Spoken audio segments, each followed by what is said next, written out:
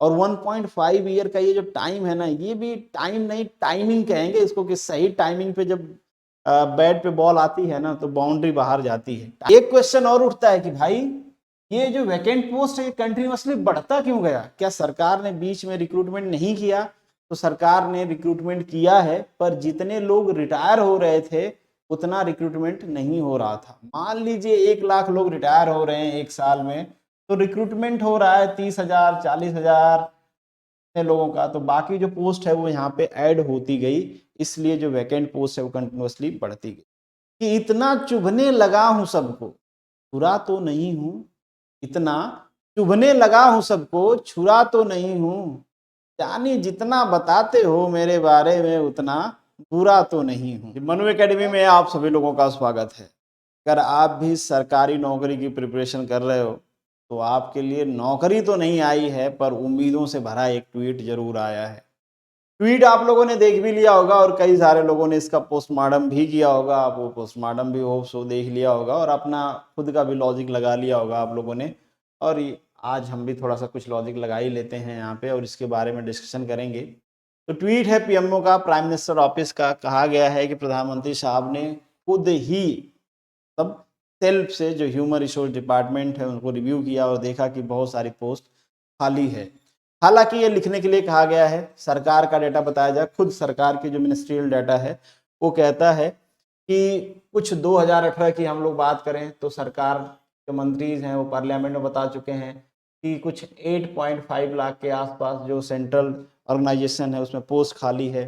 2019 में 2019 में ये डेटा बढ़ के हो जाता है कुछ 9 लाख के आसपास, 9.5 लाख के आसपास।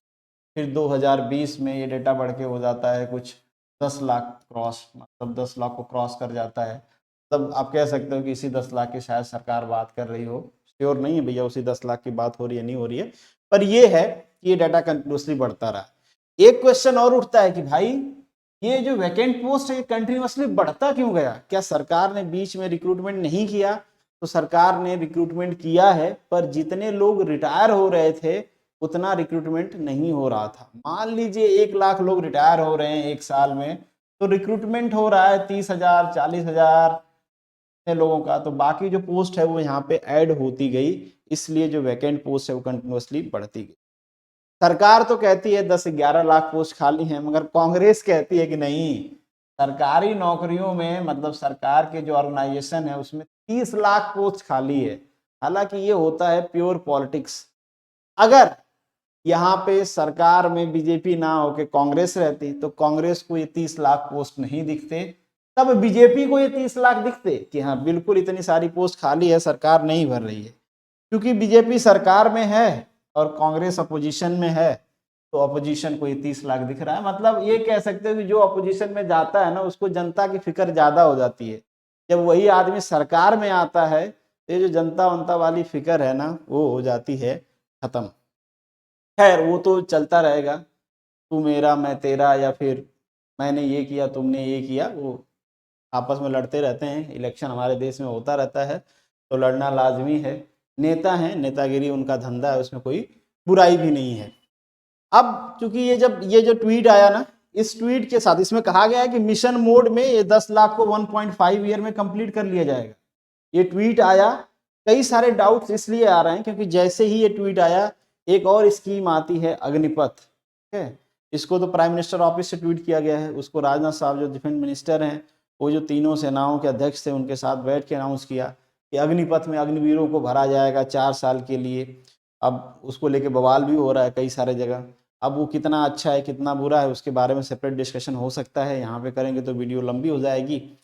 पर लोगों के मन में ये आ रहा है कि भैया ये कॉन्सिडेंस है केवल या फिर सब प्लानिंग है सरकार की? ये जो 10 लाख पोस्ट है इस पोस्ट को भी कुछ उसी तरीके से भर दिया जाएगा, कुछ परमानेंट, कुछ संविदा बेस पे, कुछ 4 साल 5 साल का जो नया कॉन्ट्रैक्ट सिस्टम आया है सरकार का वो कुछ इस तरीके से भर भर के सरकार कह देगी कि देखो 10 लाख हमने बोले थे 10 लाख दे दिए। क्योंकि इससे पहले ये जो मैं वैकेंट का डाटा बता रहा था ये तो जो परमानेंट पोस्ट हैं उनका डाटा है। अब इन परमानेंट पोस्ट को परमानेंट तरीके से भरा जाएगा या फिर कुछ इस तरीके से भरा जाएगा, क्योंकि आर्मी में तो हर साल परमानेंट रिक्रूटमेंट होता ही है। सरकार ने उसके बारे में भी कुछ नहीं बताया कि वो परमानेंट रिक्रूटमेंट होगा या बंद हो जाएगा या केवल अग्निवीरों को भरा जाएगा, तो वो सब हैं, अभी कंफ्यूजन वाली चीजें हैं।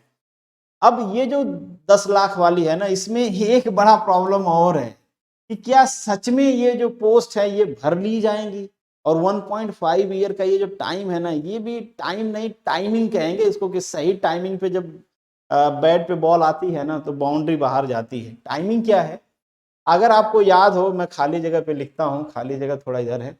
अगर आपको याद है 2019 का टाइम, 2019 का जो लोकसभा इलेक्शन था, इसके जस्ट पहले सरकार 1.35 लाख के आसपास एनटीपीसी रेलवे में रिक्रूटमेंट निकालती है।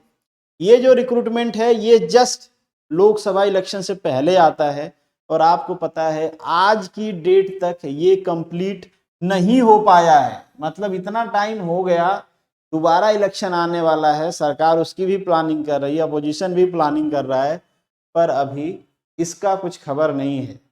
एक एग्जाम हुआ, फिर स्ट्राइक हुई, दूसरा एग्जाम हुआ, फिर रिजल्ट आया, रिजल्ट आने के लिए स्ट्राइक हुई, फिर रिजल्ट में गड़बड़ी हुई, फिर स्ट्राइक हुई। मतलब स्ट्राइक पे स्ट्राइक हो रही है, पर सरकार इसको कंप्लीट नहीं कर पा रही।